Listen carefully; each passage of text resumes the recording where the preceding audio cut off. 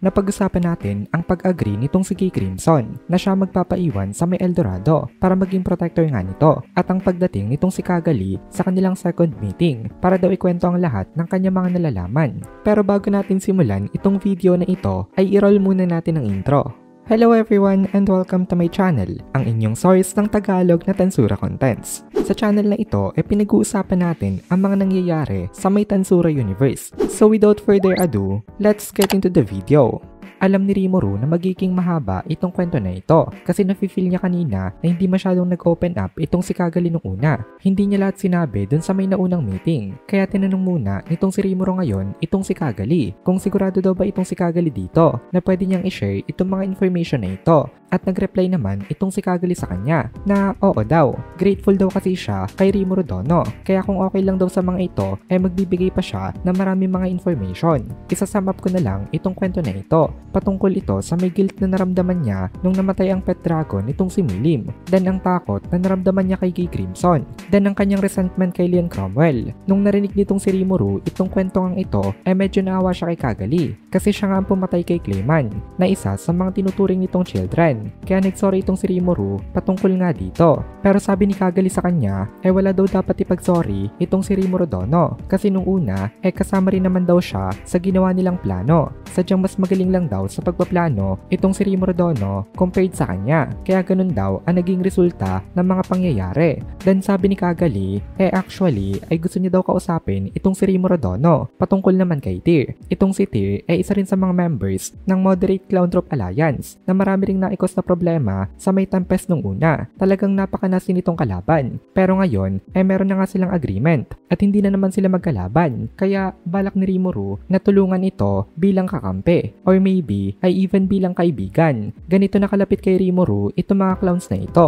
Currently pala ay ina-analyze ni Shell Sensei ang condition nitong si Tyr. Then nag-report itong si Shell Sensei na ini-isolate niya daw ang information particles na galing sa may heart nitong si Clayman. Kung gusto daw nitong si Lord Rimuru pwede niya daw i-combine ito sa may body nitong si Tyr bilang kapalit ng kanyang mga na-damage na components. Kung matatandaan natin dinivour ni Rimuru itong si Clayman kaya nasa kanya talaga ang mga body parts nito. At itong mga body parts ni Clayman ang balak niyang i-substitute sa mga nagfe-fail na organ nitong kanyang kaibigan. Umagri dito itong si Rimuru kasi naisip niya na mas magiging masaya rin itong si Clayman kung makakabalik siya sa kanyang pamilya kahit na sa paraan na hindi na siya conscious. At least ay nakatulong ang kanyang katawan sa isa sa kanyang mga kasama. May naisip ang idea dito itong si Rimuru na baka kayang i-revive completely nitong si Shell itong si Clayman kapag gumamit sila ng emulated soul at temporary body. Pero hindi nag-reply itong si Shell dito kaya hindi na ini-pursue further nitong si Rimuru. So ngayon ay magiging okay na itong si Tyr. And again sobrang grateful na naman itong si Cagali sa kanya. Namangha naman dito itong si Kay Crimson at napasabi na lang siya na napakadaya daw talaga nitong si Rimuru kasi napakarami daw abilities nito. Nagsalita rin itong si Sylvia na oo nga daw,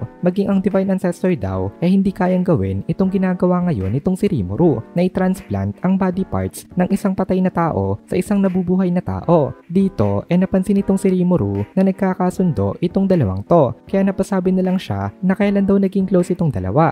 Sabi naman ni Sylvia sa kanya hindi naman daw masyado. Itong si Rimuru nga daw ang close dito kasi hindi niya daw ma-imagine na nakikipag-usap casually itong si Rimuru sa may Lord of the Darkness na kilala sa may reputation nito bilang isang malaking terror. Alam niya daw na weird itong si Rimuru kasi naikwento na ito nitong si Elmesia sa kanya nung una pero hindi niya daw in-expect na ganito ito ka-weird. Tapos itong si Kay Crimson naman daw hindi niya rin in-expect na ganito ang behavior kasi nga kinakatakutan ang kanyang pangalan. Kilala itong si Kay Crimson na isang very powerful demon na pumatay sa kapatid niyang hayuman na si Jahil in just a matter of seconds kaya hindi niya daw talaga in-expect na madali pala itong pakisamahan. Nag-reply naman itong si Kay Crimson sa kanya na ang lakas naman daw ng loob nitong si Sylvia na sabihin ito ng harap-harapan sa kanya. Pero actually natutuwa itong si Kay Crimson dito kasi hindi lahat ng kanyang mga na-encounter na tao kaya magsalita sa kanya ng ganito nito directly kasi halos lahat nga ay nauunahan ng takot. Kaya talagang nirerespeto nitong si Gi ang mga may kakayahan na makipag-usap sa kanya na maayos. Kaya mukhang magiging close itong dalawang to in the coming future. Pero balik kay Rimuru ang topic. Nagtanong itong si Kay Crimson sa kanya kung ano daw ang ginawa nitong si Rimuru sa mga residue nitong si Clayman. Kasi nandun si Kay Crimson nung inidevour ito nitong si Rimuru. Kaya walang choice itong si Rimuru kung hindi ang explain sa kanila. Kahit na ayaw niya talagang i-reveal ang kanyang ability na ito. Tsaka kahit nagustuhin niya man na i-explain ng maayos sa kanila, hindi niya rin naman talaga kasi kaya. Kasi si Rimuru mismo hindi masyadong naiintindihan kung ano ba talaga nangyari. Kasi ang gumagawa naman talaga sa background itong si Shell Sensei. Kaya in-explain ito nitong si Rimuru in a very simple manner. Then nagtanong naman itong si Sylvia patungkol sa mga friends ni Kagali. Tinanong niya ito kung pwede daw ba ito magkwento patungkol sa kanyang mga kasama. Kasi interested nga itong si Sylvia na malaman ang patungkol kay Laplace dahil at the end of the battle kanina tsaka niya lang ito nakita na ito pala talaga ang matagal niya nang nawawalang asawa. Kaya daw pala nung unang kita pa lang nilang dalawa